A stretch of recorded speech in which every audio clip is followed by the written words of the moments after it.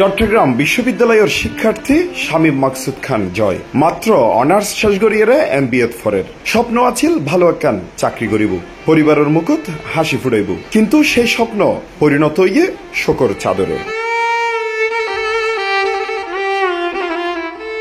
অক্টোবরের 19 তারিখ দুপুরে হালিশহর MDC টাওয়ারের বাসাতুন ফোন ফাইয়ারে বাইরই জয় মারে হয়ে গিয়ে ইন্টারভিউ আছে, বিকেলে ফিরগুম। কিন্তু বিকেলে ফিরে এসে ভয়াবহ এক খবর, বে টার্মিনাল আউটার রিং রোডের পাশে হাত আর পার খাড়া রক্তাক্ত অবস্থায় পড়ে আছে জয়।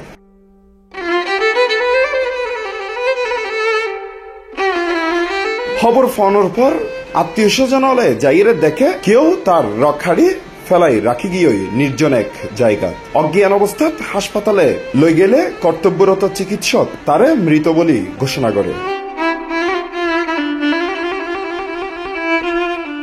পরিবারের দাবি হয় একদিন আগে উগ্র চক্র জয়রে ভয়ভীতি দেখাইয়েরে টিয়া দাবি করিল, ব্ল্যাকমেইলর ফাদত ফরি কিছু টিয়াও দিল, বাকি টিয়া দিতে দেরিয়নে ওই চক্রই পরিকল্পিতভাবে তারে ডাকি লই যাইয়েরে হত্যা করে।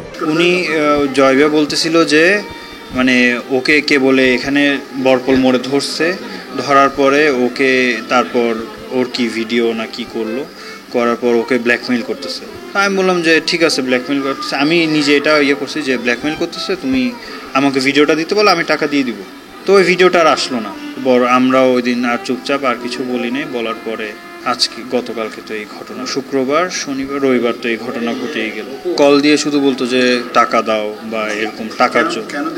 কেন দিবে এটা তো জানি না। ওরা তো পুলিশের ইনফর্মার, এরকম হালিশহর থানার ইনফর্মার বলে দাবি করছে, বাট পরবর্তীতে জানা গেছে না, হালিশহর থানা ওরা কেউ না। এই নির্মম হত্যাকাণ্ডে এলাকাত নামিয়ে এসে শোকর ছায়া। পরিবার এবং স্বজনলে বেগুনে চাই দোষী হলর দ্রুত গ্রেপ্তার ও দৃষ্টান্তমূলক শাস্তি।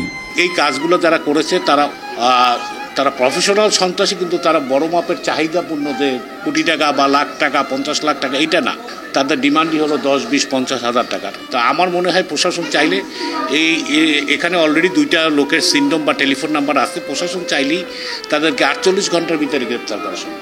প্রশাসনের কাছে দাবি যে এই ঘটনার যারা দায়ী তাদেরকে খুঁজে বের করে প্রশাসন সুষ্ঠু বিচার করুক, যাতে ভবিষ্যতে কোনো বাবা মায়ের বুক এভাবে খালি না হয়, কোনো সন্তানকে নৃশংসভাবে হত্যাকাণ্ডের শিকার হতে না হয়। এই হত্যাকাণ্ডর বিষয় লইয়ে হতায় চট্টগ্রাম মেট্রোপলিটন পুলিশ বন্দর বিভাগের উপ-পুলিশ কমিশনারের ওয়ারে। এখানে কিছু বইপত্র, তার একটা ব্যাগ পাওয়া গেছে এবং একটা চাকু পাওয়া গেছে, সেটা আমরা উদ্ধার করেছি।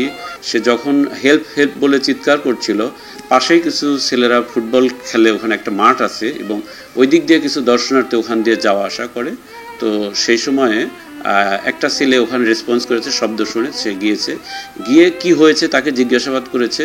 সে প্রথম থেকে কিছু রেসপন্স করে না। প্রকৃতপক্ষে সেই ছেলেটা সে ধারণা করেছে সে তো মারাও যেতে পারে। কে করেছে এটা জানার জন্য সে ভিডিও ক্যামেরা বের করার চেষ্টা করেছে এবং ভিডিও করবে এরকম একটা ইয়ে করেছে যে কে বলেছে। সে বলেছে বলবো আমি, কিন্তু আপনি ভিডিও করতে পারবেন না, ছবি তুলতে পারবেন না, এরকম একটা শর্ত দিয়েছে। পরে সে ক্যামেরাটা ওপেন করে নাই। ক্যামেরাটা ওপেন না করার কারণে সে পরে বলেছে যে ভাই আমি ওই কাজটা আমি নিজেই করেছি। তো তাকে যে আহত অবস্থায় দেখা গেছে, তার 2 হাতে এখানে কর্তন করা আছে এবং পায়েও কিছুটা কর্তন করা আছে। তো আমরা বিভিন্ন অ্যাঙ্গেল থেকে আমরা তদন্ত করবার চেষ্টা করছি, আমরা তথ্য কালেকশন করছি, তার আত্মীয় স্বজনদের সাথেও কথা বলছি এবং আমরা যদি প্রয়োজন হয় তথ্য প্রযুক্তির সহায়তা নিয়ে আমরা ইনশাআল্লাহ আইডেন্টিফাই করব। একজন মেধাবী তরুণের জীবন শেষ হয়ে গিয়েই অপরাধী হলর লোভ আর নিষ্ঠুরতায়।